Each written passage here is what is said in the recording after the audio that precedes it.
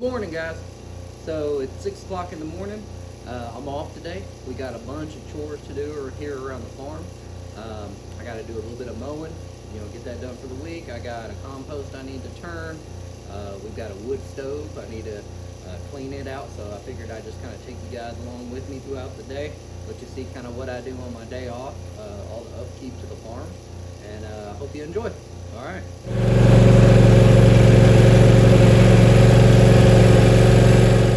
Part of the morning chores, we got to get the chickens done, so I need to change out their duck water. The duck makes it super dirty.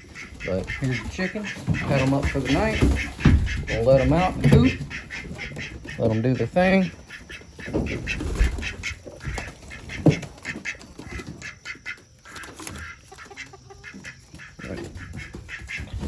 All right, so we got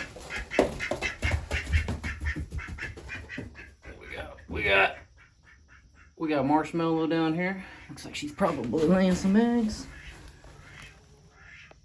We got little one here. Happy to go. All right.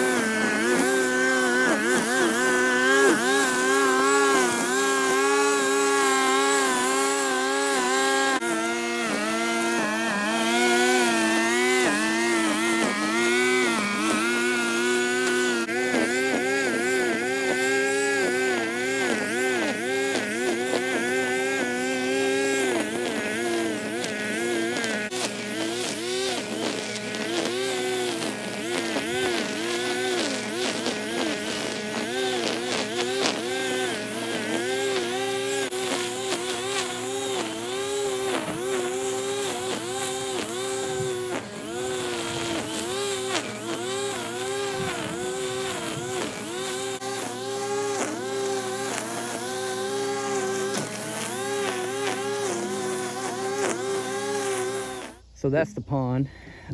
Got it weed eated, got it cleaned up. The water's a little low right now. Usually about this time of the year it always is. We just don't get a lot of rain, but that's why we got the pump. A couple of years ago we had the pond turn over, killed about 150 fish that we had in here. They all floated to the top. I had to get in there and scoop them all out. So luckily with that pump there's enough oxygen no matter really how hot it gets. Obviously we don't want to set like 105, and that'd probably kill everything, but keep it low on the sides. Don't put a lot of vegetation in there because that can cause a rot. But with that pump, it keeps that water kind of pushing out to the edge, keeps that vegetation off there instead of sitting and drifting down in the middle. So other than that, that's the pond. So here's the garden. We have 1, 2, 3, 4, 5, 6, about 12 garden beds. I did permanent water going from the house straight up the line here into each manifold. So each box has a manifold with a drip line in it. Goes off at 5 in the morning and 5 in the evening. Waters for about 20 minutes. It seems to be plenty, especially when we put down the black cloth. So like our tomatoes over here, if you were to fill underneath it, it's moist. It's not dry, so they're consistently moist. They're unfortunately, the dirt that we got it from a local company. We found out that the dirt's just not that great. You know, we've been having to fertilize like crazy on our own. Last year our tomatoes were exploding. So our 2 beds of tomatoes, unfortunately, this is the middle of June, or I'm sorry, close to the middle of July, and they're not where they were last year. You know, it should be crazy right now. The only things that seem to be thriving are the okra, bell peppers, green beans are actually doing really well. The dahlias, they're doing really well. And we have some purple green beans, but for some reason they started to, some of the leaves started turning brown last couple of days. Not sure why. We're spraying neem oil on everything because for bugs and whatnot. Like you can tell, they've eaten up this broccoli, which we took the main head off already, so the broccoli's pretty much done. And we got the bell peppers over there. Onions didn't do very well. That's these couple of beds right here. And then carrots, which was this bed. This bed, unfortunately, with the dirt, I think next year we're gonna have to, well, this year at the end of the season, we're gonna do a bunch of amendments to the soil, add a bunch of our horse manure and compost to it, do a really good mix, and see if we can get that biome really good inside of it. So that way we can have some good growth. But for now, I gotta do some cleanup. I need to get it in between the boxes. I didn't give myself much room when I built them because I didn't want this thing to be super huge. So unfortunately, I have to manually weed eat these things. All right, well, let's get it.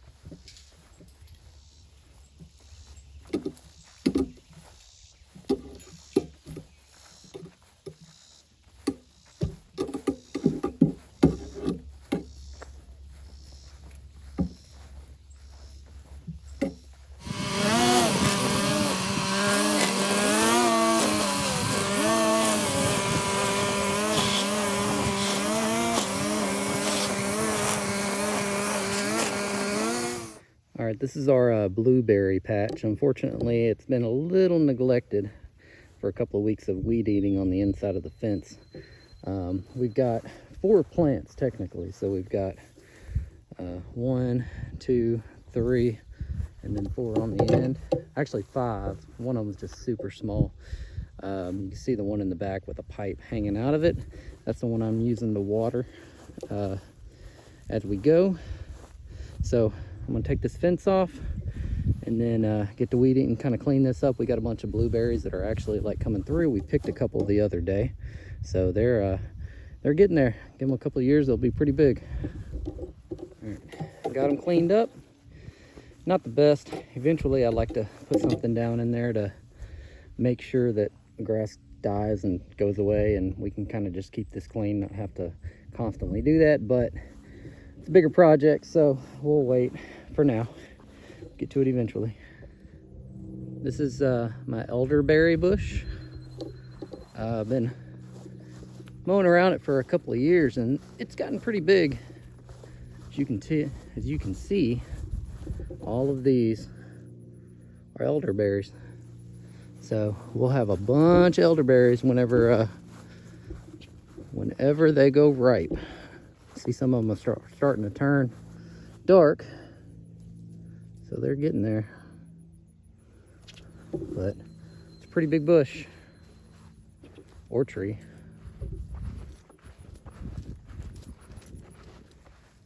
We also have blackberries all around the property. We've been kind of consistently picking them, and it's just it takes a while for them to get ripe, and you got to pick them when you can. Unfortunately, some of them are starting to die off, but I think they're about ready. Probably go ahead and maybe pick some today. Maybe, who knows? We'll see. This is smaller compost. Usually throw like food scraps, basic stuff in there. It's funny because we have tomatoes that started growing in here and a pumpkin bush, and these things are doing crazy good, much better than my other tomatoes. And these were grown from the same seedlings as the tomatoes over there. So definitely, that's why we believe it's the dirt, not the actual plant or seeds that we got these from. So we'll hopefully get something out of this.